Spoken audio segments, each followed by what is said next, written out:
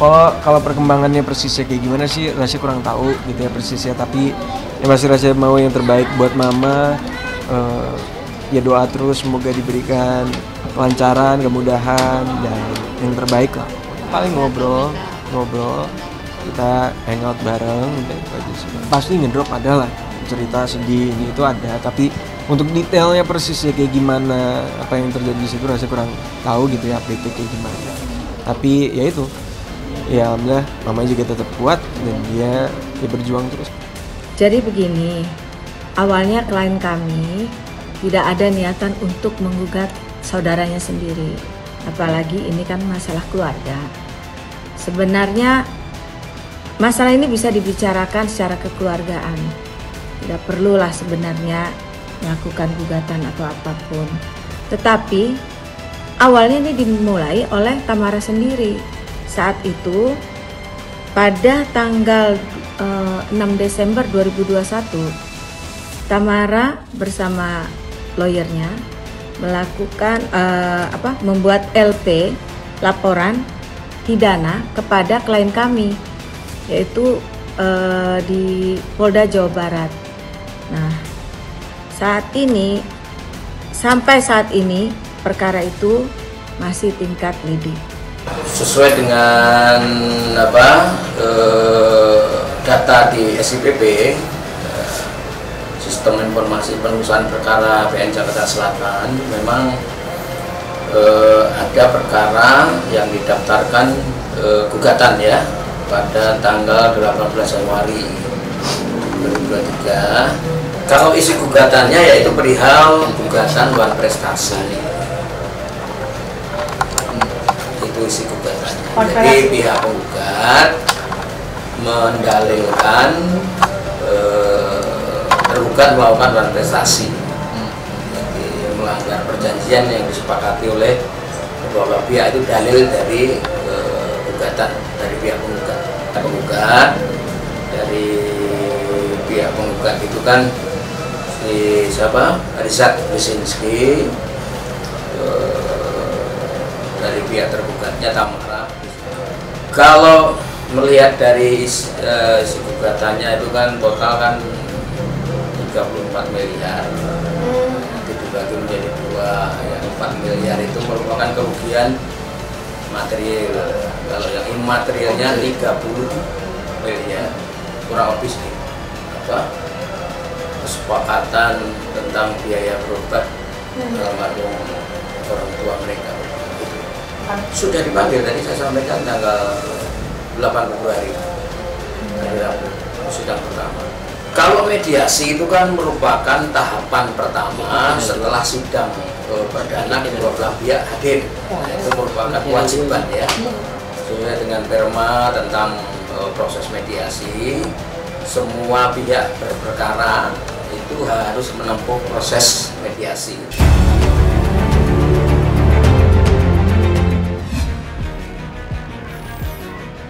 Hari ini tanggal 26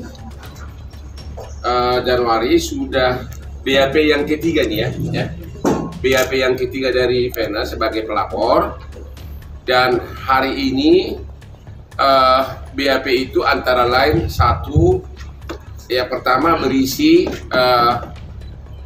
Vena kasih semua bukti-bukti medis mengenai akibat KDRT, terutama yang sekarang masih kesakitan adalah dia punya rusuk dan mana tadi coba, ini adalah bukti medisnya di mana terjadi apa namanya itu? Nah, retak. Nah, coba tunjukin yang mana retaknya itu. Yang kedua adalah dikasih juga bukti medis apa tuh dari rumah sakit, semua penjelasannya ada lengkap semua. Mana itu? Itu yang hidden dulu. Jadi memang ini bukti medis bahwa memang secara medis bermasalah. Jadi tidak benar dan adalah fitnahan dari, tunjukin Bu, dari pihak sana yang mengatakan bahwa itu darah bohong-bohongan. Itu sangat kejam. Jadi gini aja, secara medis sudah terbukti ada bukti KDRT-nya secara medis, ya. Itu jadi yang dikasih tadi itu bukti-bukti medis kekerasan akibat kekerasan fisik, yaitu pasal 44 ayat 1 yang ancaman hukumannya 5 tahun. Apa yang saya pertanyakan berkaitan dengan tulang hidung yang patah.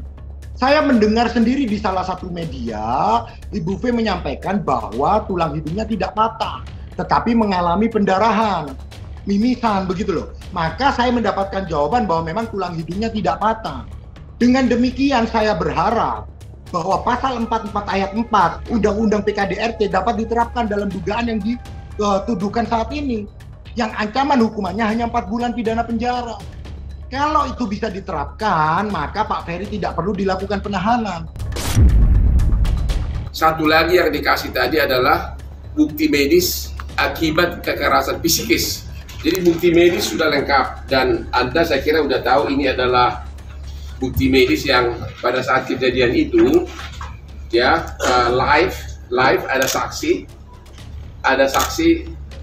live melalui video call yang melihat darah itu bercucuran. Ada beberapa saksi sudah di BAP dan semua mengakui, dan terjadi kegaduhan di kamar tersebut. Jadi fitnah benar kalau pihak sana mengatakan itu adalah darah buatan atau dia memukul-pukul dirinya, itu fitnah benar. Ya nanti kita akan buktikan di pengadilan lah. Biarkan ahlinya yang akan menyampaikan hal tersebut, begitu loh.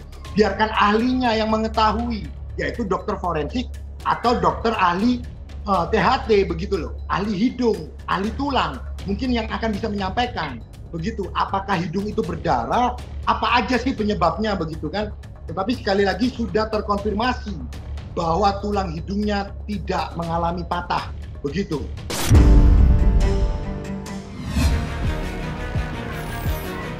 Baik, terkait dengan proses perkembangan laporan kami di kepolisian, perkaranya Bilar, klien kami, sejauh ini memang sedang dilakukan proses penyelidikan yang masih berjalan.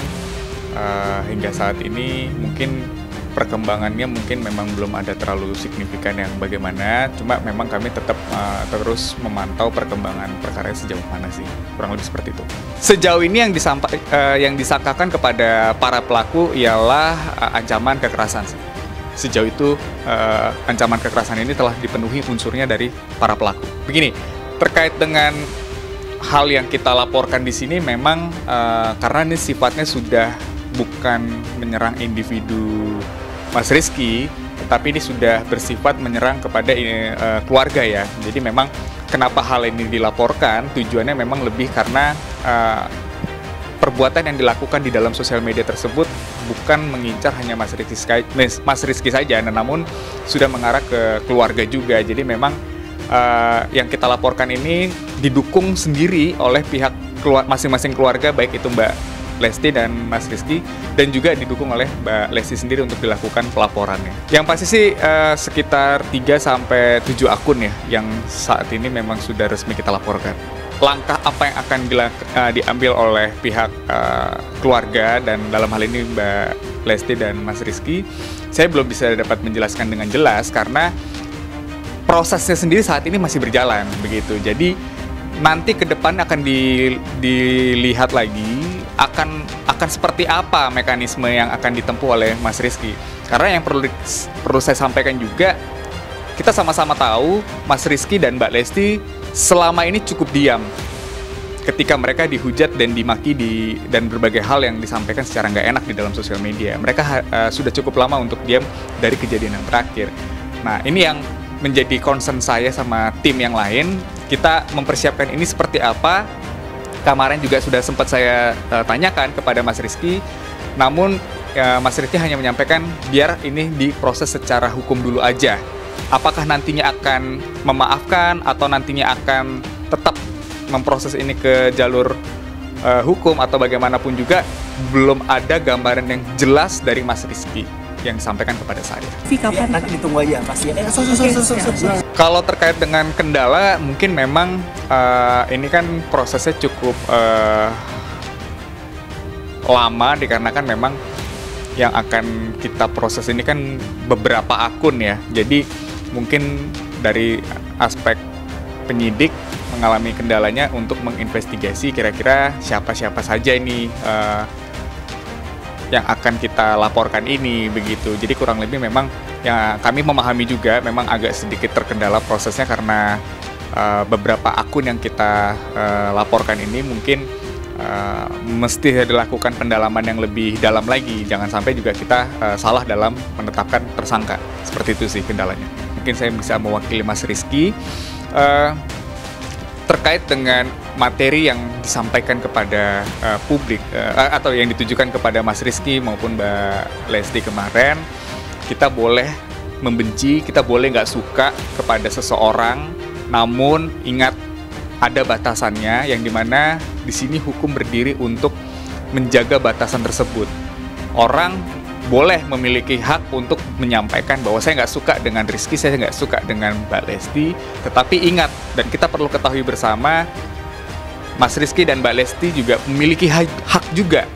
Apalagi terutama terkait dengan hal-hal yang bersifat ujaran kebencian, yang dimana di sini Mas Rizky dan Mbak Lesti mempergunakan hak hukumnya juga untuk memproses hal yang sudah dirasa melampaui dari batas yang dapat diterima. Saya rasa itu yang cukup saya jelaskan dan itu juga yang disampaikan oleh Mas Rizky dan Mbak Lesti, baik keluarga besar juga menyampaikan hal yang sama terhadap saya. Pesan saya kepada masyarakat, bijaklah dalam menggunakan sosial media dan ingat semua itu ada batasannya. Semua itu ada batasannya.